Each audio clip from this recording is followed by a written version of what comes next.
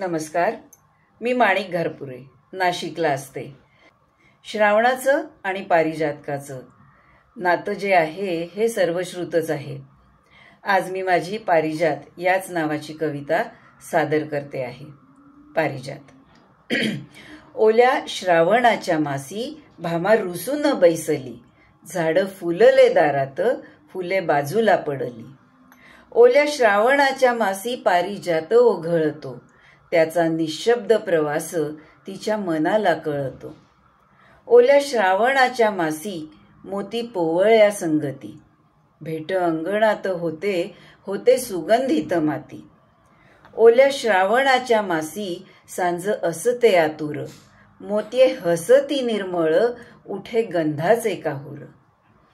ओल्या श्रावणाच्या मासी फुल नाजूक देखण, त्याच्या सड्याने रातीला होई सात्विक अंगण. ओल्या श्रावणाच्या मासी त्याचं शांततेशी नातं, मन असीम सुखाने खोल शांतावत जात.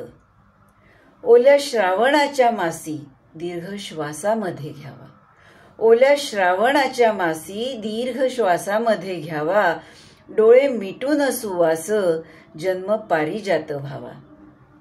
ओल्या श्रावणाच्या मासी एका रात्रीचे जीवन, ओल्या श्रावणाच्या मासी एका रात्रीचे जीवन. तरी फुलतो प्राजक्त देई मोठी शिकवण, तरी फुलतो प्राजक्त देई मोठी शिकवण. धन्यवाद.